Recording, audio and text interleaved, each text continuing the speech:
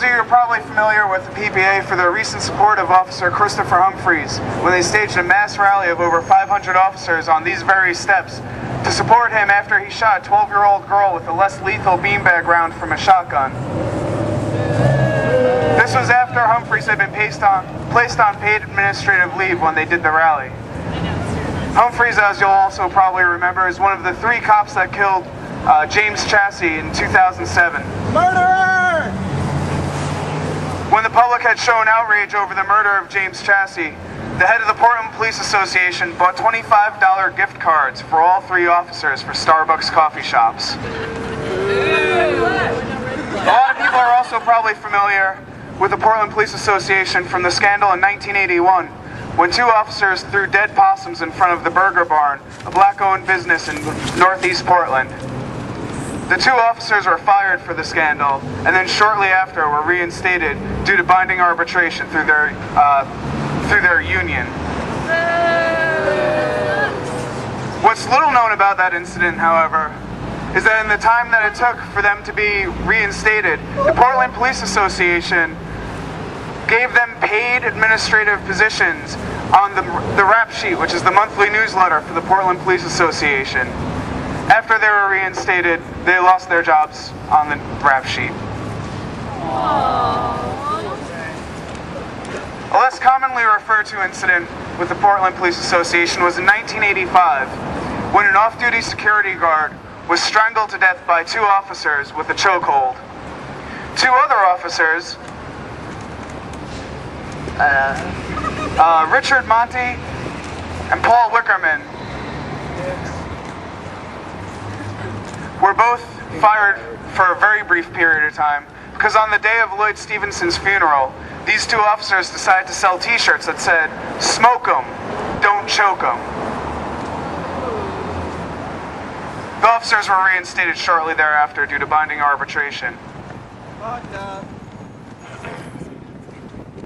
Also known as mandatory arbitration. Over the past few months, we've seen 3 people murdered by the Portland police. We've seen one of the officers involved in a recent killing from a few years ago pull his gun out during a road rage incident and then walk shortly thereafter with no consequence. We've seen the head of the Portland Police Association get no trouble whatsoever other than mild public embarrassment after stalking the same person twice within 3 days, also in fits of road rage. We have killer cops, we have road raging cops on our police force, and yet nothing is done about it. Right now is a crucial time to close the loopholes so that these police stay off our streets and stay out of our communities. We're here today to demand the firing of killer cops, the opening of public negotiations for the Portland Police Association's contract, and the end to mandatory arbitration. Hi everyone, thanks for that great history lesson on the PPA. I want to talk a little bit about their newsletter, the rap sheet that they use to spread their propaganda in their organization. I think there's a really good example Chris used of the 3 officers who got put on paid administrative leave to work on the paper. Their April issue is horrendously offensive in advocating for racial profiling and also for turning accusations of racial profiling into a reason to not work with the African American communities and other communities who criticize them.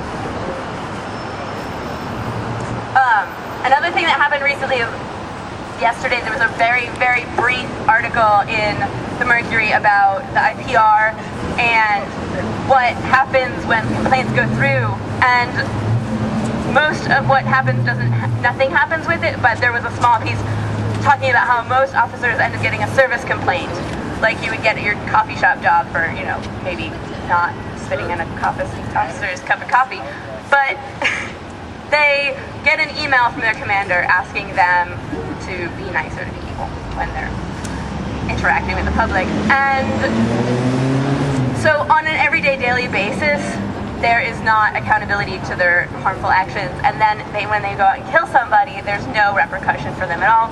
It goes to a grand jury and nothing happens, and the public forgets about it and moves on to the next shooting. And right now we've had 3 killings very recently that have had to do with racial profiling. and with police escalation of situations, and they know they're going to get away with it, and they know they don't have to deal with any repercussions, so they keep doing it. And they harass people every day, everywhere, all around this country. We need to get together and, in Portland, demand that all of these officers, especially ones who've killed people, are fired. Kyle Nice is a great example, but he got reported by another officer for being abusive to people on the street, and that officer ended up getting demoted to a job that an officer has never done, working in a property room. And the person who organized that demotion is now our current chief of police. So we need to fire killer cops. We need to make the PPA negotiations open to the public, and we need to end mandatory arbitration.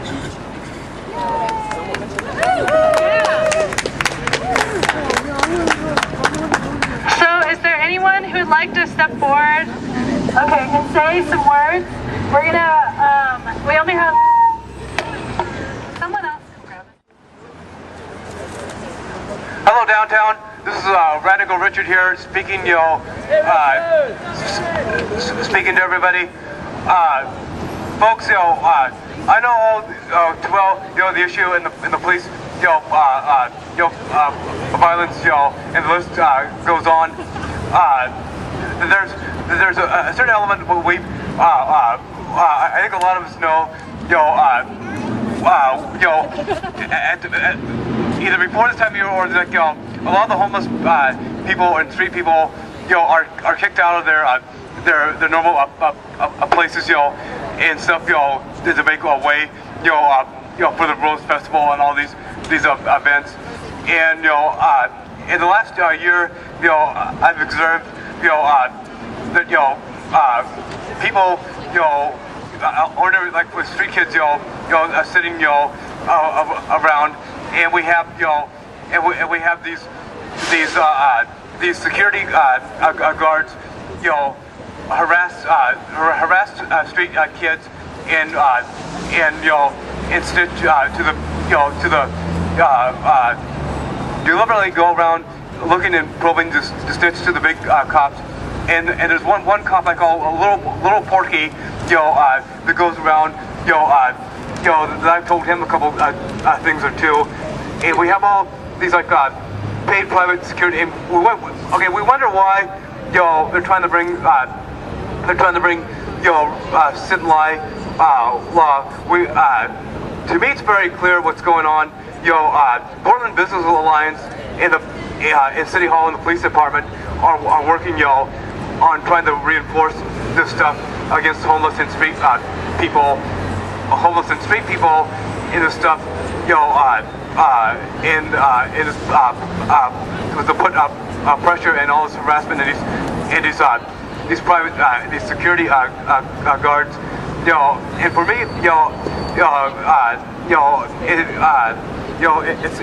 it's time that we get together as an all-out massive community, and put our mask on and get together as many people as we can and fight back. I am not going to take this shit, and I'm sick and tired of these fucking politicians.